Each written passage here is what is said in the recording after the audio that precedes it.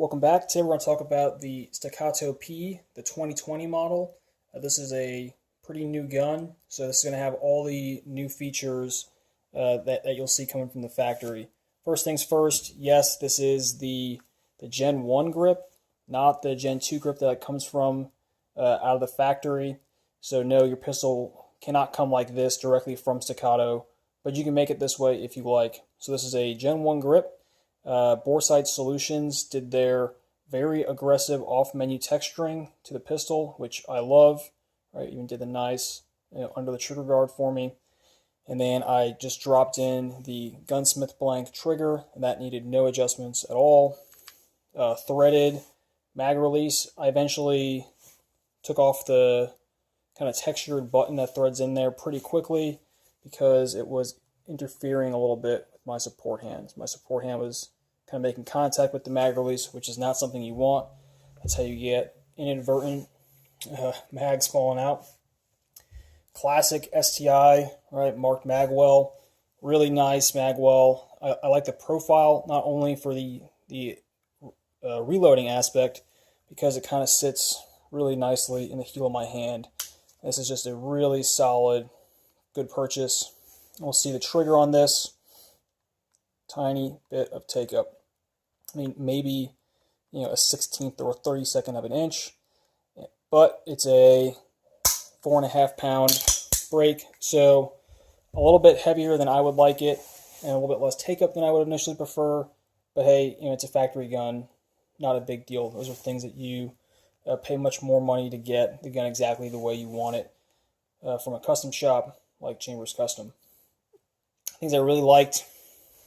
Obviously, modularity of the frame, right? It was super easy for me right out the gate to throw on this Gen 1 grip. I had all the parts ready, of course, and that was no time at all, maybe 30 minutes. Barry Bomar, adjustable irons, right? Not something that's very common out of a factory gun, so I was super happy when I saw that Staccato was doing these right out the gate. So we got that nice red fiber in the front. It does ship with some green fiber as well if you want to switch that out, and a matte serrated rear sight that's adjustable. Okay, so really good, pretty good sight picture. I was shooting some Steel Challenge earlier, and I found this was a little bit fat on some of the other stages, like the further stages, but not really the end of the world. It's pretty neat. They cut out near the rear sight just a little bit right there, kind of rounded that out so that you're not hitting the slide as you're making adjustments to your rear sight, which is great. I really like that.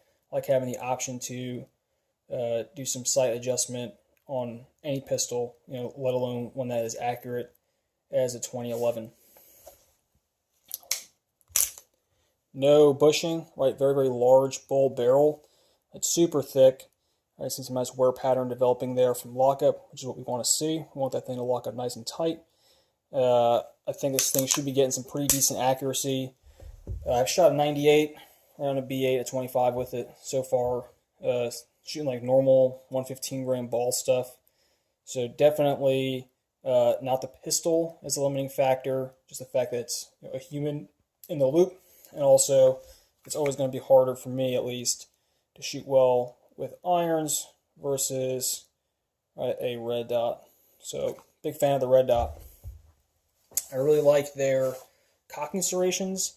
Initially, I thought they were kind of more style than substance, but these kind of thin raised sections really do give like a very nice purchase. Right? It's kind of hard not to catch on that, right? So good on them. I thought they did a good job of making a very functional style of cocking serration. I was happy to see they did it right out of the box. Right, it's not like an extra thing. A lot of folks think that they're ugly on the gun. I don't, because I think that function is beautiful. But they did do also a nice little like Browning high power cut too. So they made it, I'd say, handsome as well for some folks who don't like something that's unusual. The toolless guide rod, right? So you'll just pinch that. That's what will allow you to catch the plug when you're disassembling the pistol. Pretty good there. Got the classic like extended, rounded off Slide release, I'm not really a fan of it, right? I'd rather have like a flush fit one, but it's not the end of the world, right? Not a big deal. FBI specified they wanted the flush cut slide stop on their Springfield pistols, right? The Springfield Professional, because a lot of their left-handed shooters were coming up and they were inadvertently pushing their gun apart as they were shooting. I'm not left-handed, so that problem isn't really as prevalent for me, right? I was born correct-handed. They're shipping now with a newer magazine design, so you'll get some of these 17 rounders, I think 2 or 3, right? And there's just an aluminum base pad. There's no anything on it really, just a little cut, right? And these even work right with that big mag well, no issues. Then you'll get a 140, like the one on the right, with this larger base pad. You can see that new aluminum one is a little bit bigger as opposed to the old plastic one.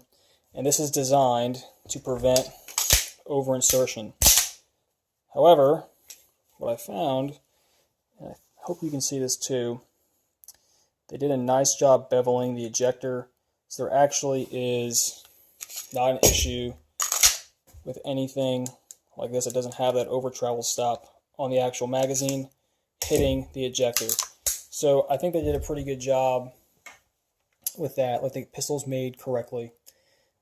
Pretty good barrel fit so far from what I'm seeing. Good slide to frame fit, right? I can't really move it or anything.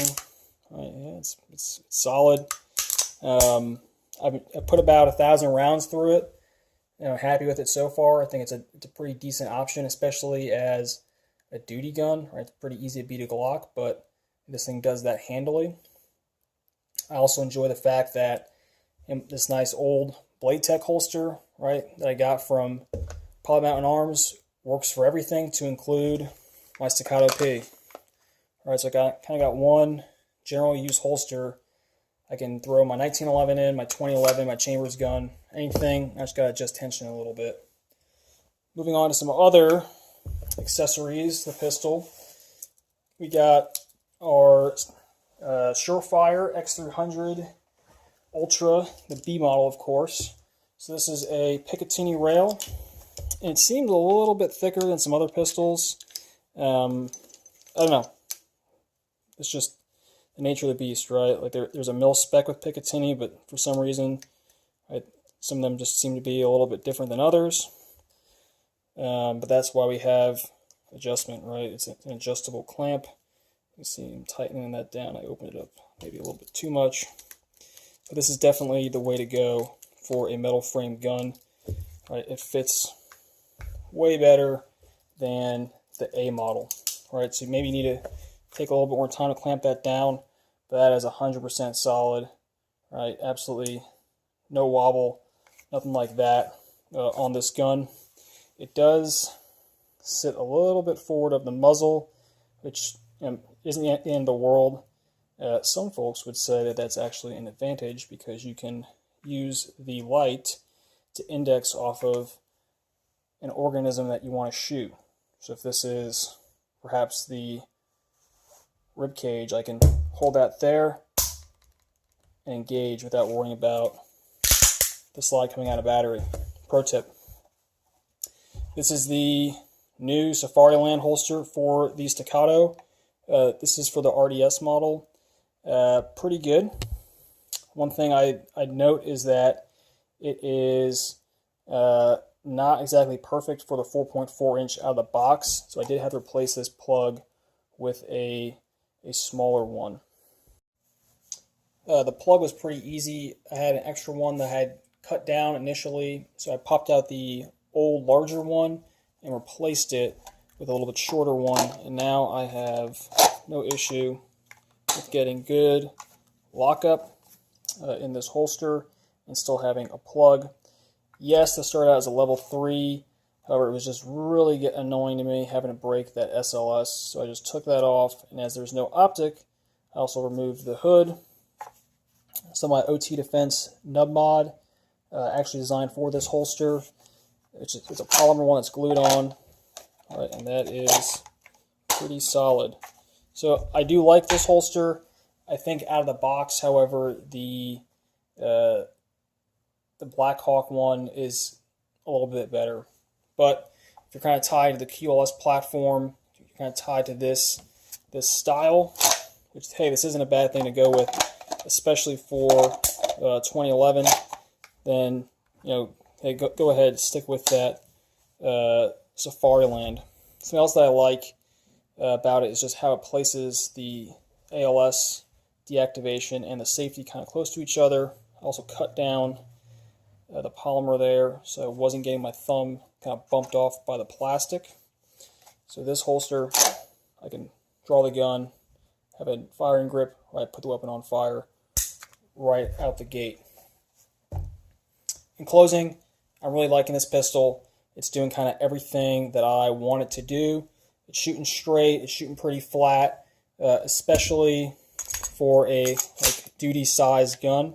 All right, it's not the 5.4 inch model, it's just the regular plain Jane P. I think anyone would be pretty well served with this, and I'm really looking forward to seeing how this is going to perform for me shooting USPSA limited division, maybe some other shooting competitions that are not optic friendly. Got any questions, comments, concerns? Drop them below, and I hope to get back to you guys. Thanks.